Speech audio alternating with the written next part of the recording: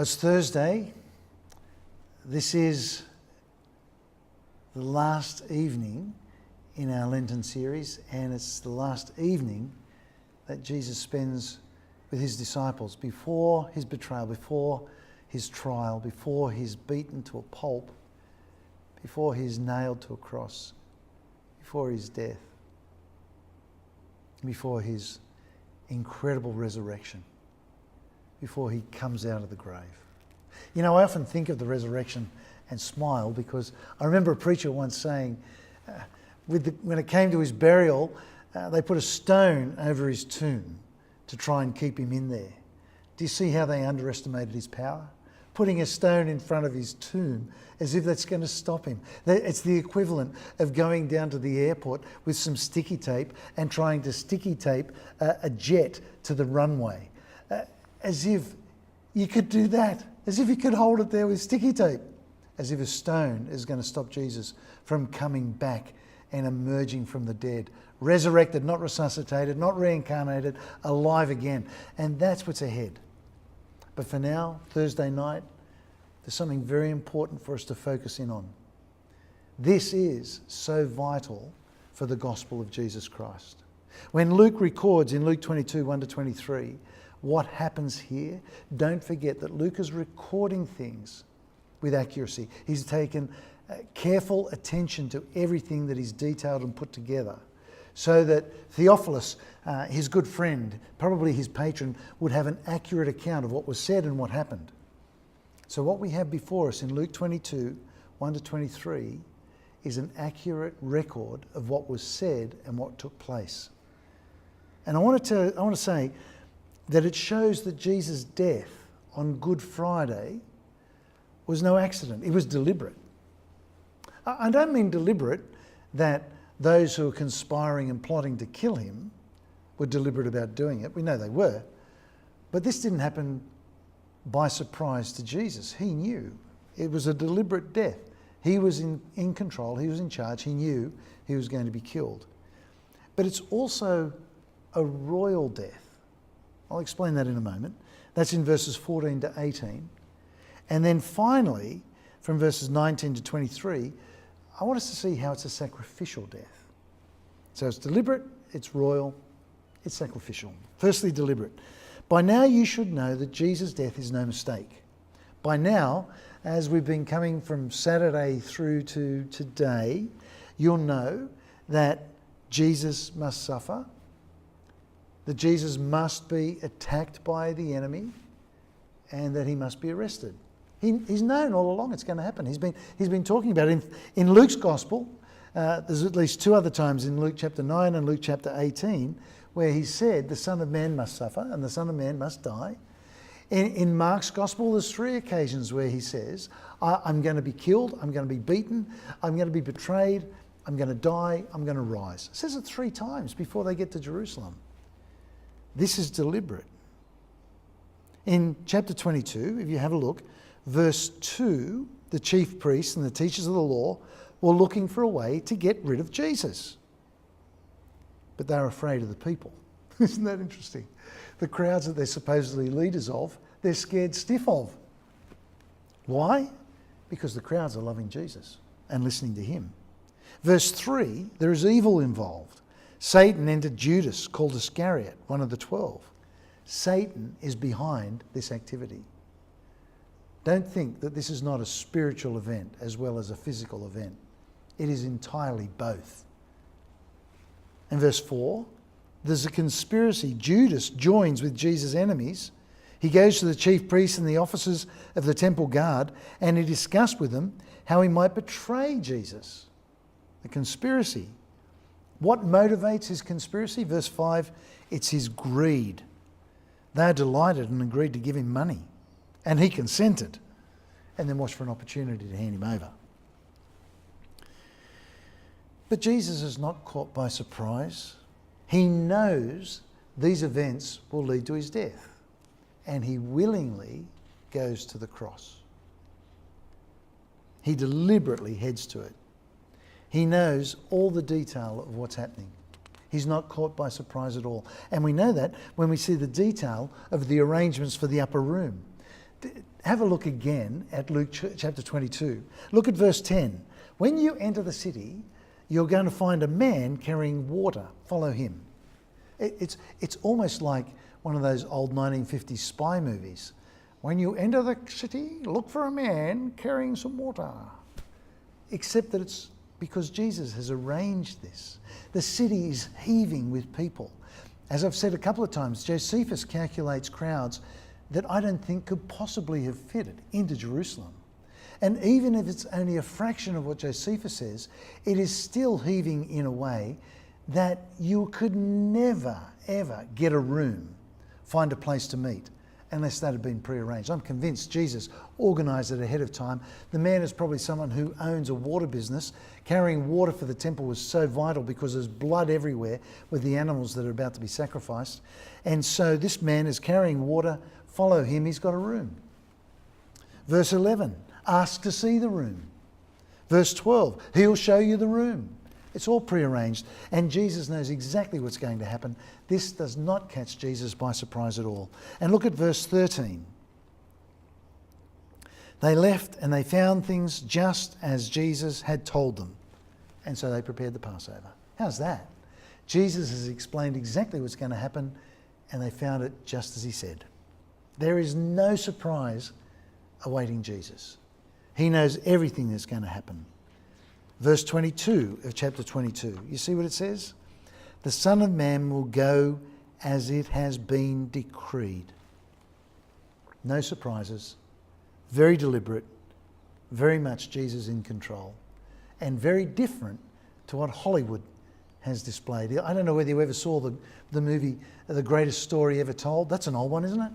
I remember watching that as a child. And as I watched it, I was in tears when I saw Jesus betrayed. And I was so upset when he went to the cross. And I remember my father turning to me and saying, "What did you think was going to happen?" Oh, yeah, I suppose. But even when Mel Gibson made his movie called The Passion, it's more a tragedy than a victory. I remember watching that and feeling sorry for Jesus. He was caught out. He's beaten to a pulp. Oh, hang on. He knew that was going to happen. And the thing that the Hollywood movie makers miss is that this is all deliberate. Jesus knows absolutely this is going to happen. Yes, it was tragic. Yes, it was abusive. Yes, it was horrific. But he knew. He's not caught by surprise. But it's also royal. What do I mean by that? Look at verses 14 to 18. His death has to take place in order for his rule and his reign to be established. Death, then his reign. Look at verses 14 to 18. Let me read it to you. When the hour had come, Jesus and his apostles reclined at the table. And he said to them, "I've eagerly desired to eat this Passover with you before I suffer. For I tell you, I'll not eat it until it finds its fulfillment in the kingdom of God." After taking the cup, he gave thanks and he said, "Take this and divide it among you, for I tell you, I will not drink of the fruit of the vine until the kingdom of God comes." This is all happening at the Passover meal. This is all happening at a time when the substitute is in view. The Passover meal had been celebrated for centuries by the time of Jesus. It's still celebrated today by Jewish people. It's a highly symbolic meal. There's a set pattern of what happens and when. There is a set number of cups of wine that are shared. There's a set number of questions that are asked of the children. It looked back to the deliverance that the people of Israel had out of Egypt when Moses led them, when God delivered them, set them free. It looked forward to the promise of the future when God would deliver his people. And it required the slaughter of a lamb. And Jesus ties himself to all of this. Look at chapter 22, verse 15. In verse 15 we read, "I've eagerly desired to eat this Passover with you before I suffer."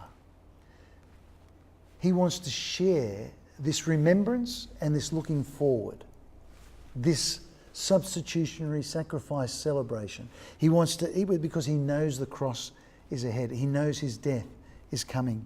Verse 16, he has no doubt that everything is about to be fulfilled. Verse 17, he has no doubt it's going to be for them. He has no doubt, verse 18, that this will be the last one.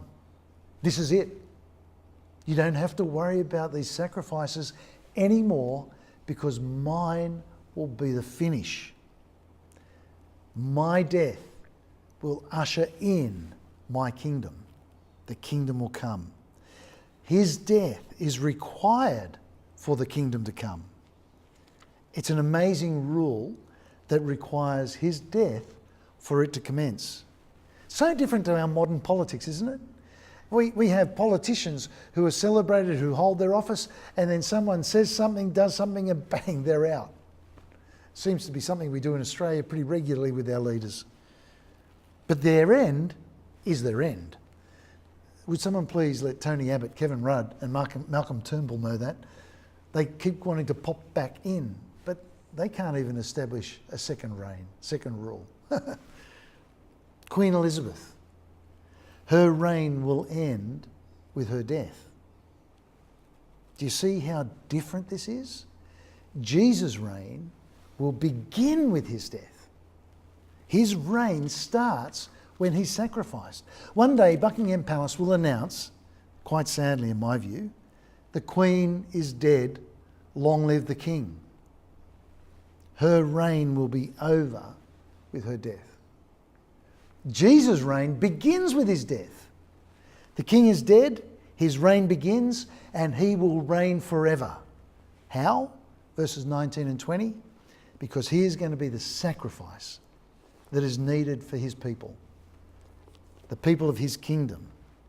You notice in the meal, in verses 19 and 20, when he's describing what happens in the meal, the Passover meal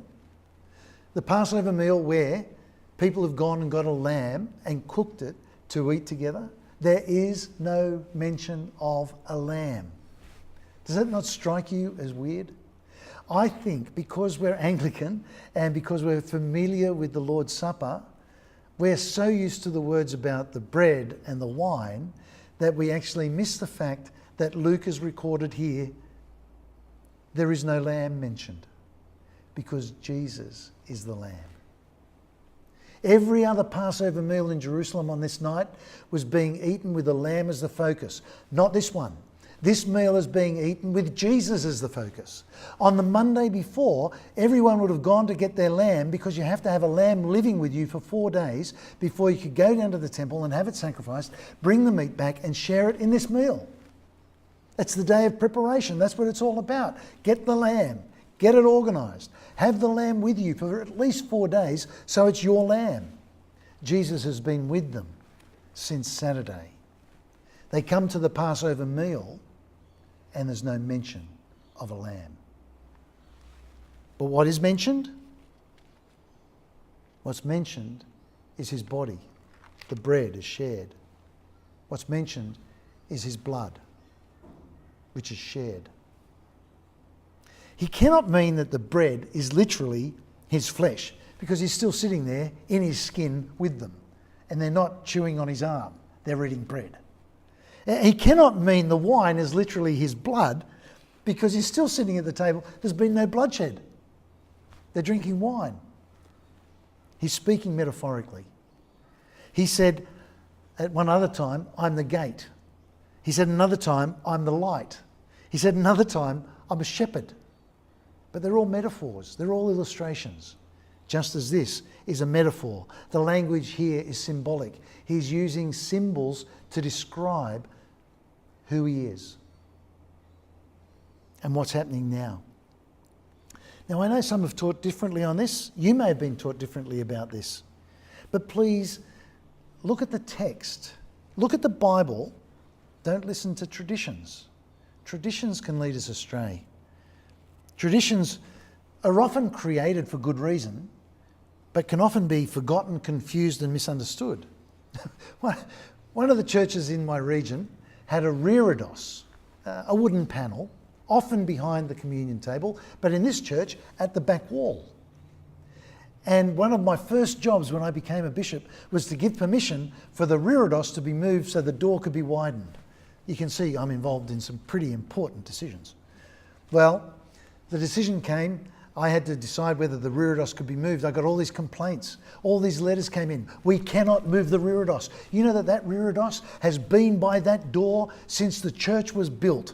It signifies that here is the place where people can turn as they enter church for prayer. Another person wrote to me and said, that reredos symbolises that communion can be shared to anyone who would enter our church. I had to write back to them and say, that reredos has only been there since about 7 o'clock on the 21st of May 1982. And I know that because I put it there at about 7 o'clock on the 21st of May 1982. It was the night before my wedding and it was in the way at the front of the church. It looked terrible. So my best man and I carried it to the back.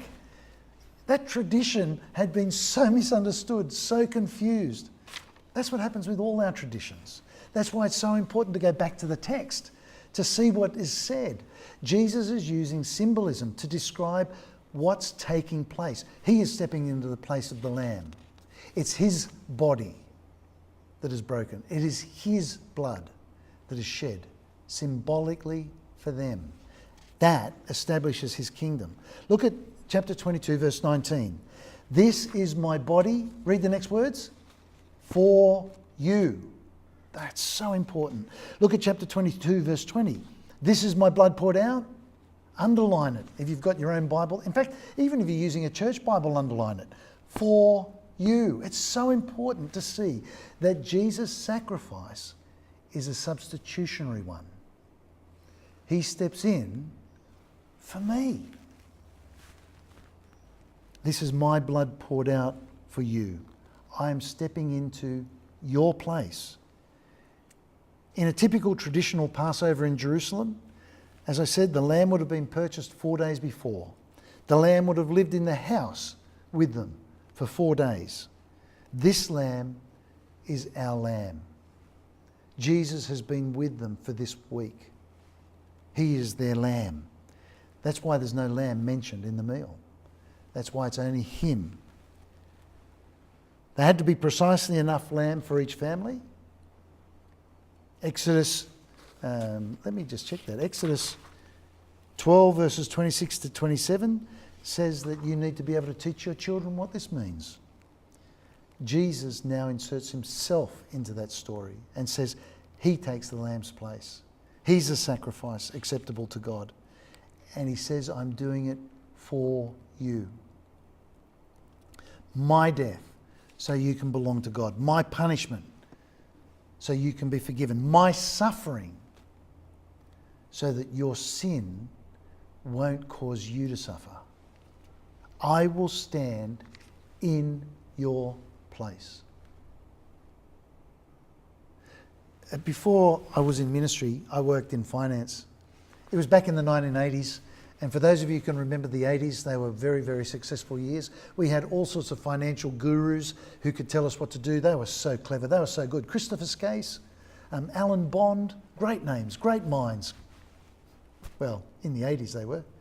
And I kind of got caught in the swirl of all that hubbub in the 80s. I did pretty well in finance. I got to have a pretty flash car.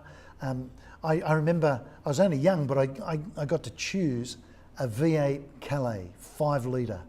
I think it had 12 speakers in the sound system. It had automatic windows, it had automatic everything, leather seats. It was just schmick. And it went so fast. Great car. One day I got to the end of what was then the F4, comes onto Parramatta Road in Sydney at a set of lights. I was in the curb lane. Next to me was a truck with a load of timber. Next to the timber truck, a petrol tanker. Lights went green, we all go round together. But the petrol tanker cut the corner. The timber truck had nowhere to go. And so where did he go? He drove literally over the bonnet of my brand new V8 Calais. It flattened it, crushed it completely. I was sitting there with my knees around my ears screaming as if that's going to help. My windscreen exploded. The window beside me ended up on my lap, shattered glass everywhere, and the front of my car about 12 inches high. Completely destroyed it. Well, I was obviously not going to drive anywhere, so I got out. The door didn't work. I had to get out the passenger side. And the truck driver with the timber load stopped in the lane in front of me, jumped out. I don't want to judge a book by its cover, but he was wearing a blue singlet and a pair of stubbies. Remember them? Fashion statement. Great stuff. He came down wearing his thongs and said, "Gee, sorry, mate. It was either your car or my timber, and well, can't lose the timber." Thanks very much. What about my car? No, don't. Look, it's okay. My boss will, you'll be right. You'll be right. You got insurance anyway, haven't you? I said, yeah, I do have insurance. But guess what? They may pay me, but they'll come after you. Really? I didn't know that's how it worked. I said, of course it does. But anyway, we should exchange details. Have you got your license?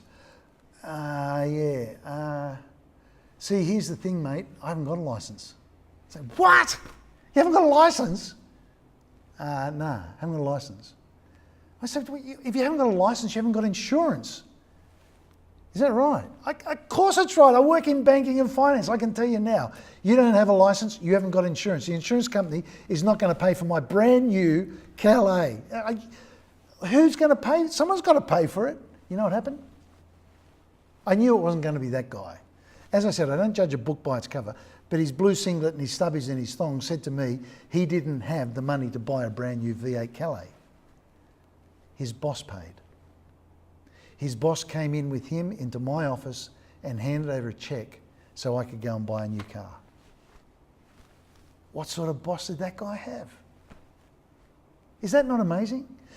Now, let me ask you, how do you reckon he felt about his boss the day he did that? I can tell you now, he did anything for that boss. Do you realise that what Jesus has done is greater than that boss? He doesn't merely replace a car. He steps in for me and gives me life. Through his death, he covers my sin. Through his death, he pays a debt to God that I could never pay. Through his death, he does all that's required. Every religious requirement he meets. I don't need to do anything more. And it's all done. Let me quote his words again. I hope you underlined them. I did this for you. He offers rescue, he offers redemption, and he offers it to us. Let's quickly look at what happens after the supper on the Thursday evening. Got your Bible there? We're not going to look in the detail, we're just going to skim. Jesus has just told his disciples all of this. And what happens?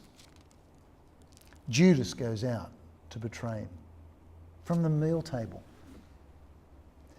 from receiving the bread and the wine, from eating it with Jesus. He goes out and betrays him. Jesus goes with the disciples out onto the Mount of Olives to pray. And every one of the disciples goes to sleep. They can't pray. Look at verse 45. When he rose up from prayer and went back to the disciples, he found them asleep, exhausted from sorrow. Why are you sleeping? Get up and pray. Don't fall into temptation. And then, even as he's still speaking, the crowd comes. The crowd that had been with him all week, the crowd that had kept him safe from the temple authorities, the crowd comes with the temple authorities. And they arrest him. They take him off. He faces the authorities. First, he faces the Sanhedrin. The Pharisees, the Sadducees, and a few Herodians all together in a leading council. They're the experts. And they, look at verse 70, they ask him, "Are you the Son of God?" And he replies, "You're right in saying I am." They take him off to Pilate, Pontius Pilate, chapter 23, verse 3. So Pilate asks him, "Are you the King of the Jews?"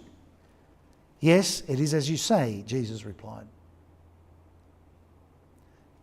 Pilate sends him off to Herod, the one who wants to be the king of Judah, the one who wants to be the king in Jerusalem. Verse 9 of chapter 23. Herod plies him with many questions. But Jesus who's described this man as a fox previously, who wouldn't trust him with anything, doesn't even answer his question. Verse 11, so Herod and his soldiers ridiculed and mocked him, dressed him in an elegant robe, and sent him back to Pilate. Jesus goes off deliberately. Jesus goes off royally. Jesus goes off sacrificially to die for me and for you. May this Easter be a time when you're reminded of the power of his resurrection. Like trying to hold a jet down with sticky tape, nothing will hold Jesus back from coming to life. I pray that this Easter will be a real blessing for you. I also pray that the events of this evening will move you again to see the incredible sacrifice that he made for you. Amen.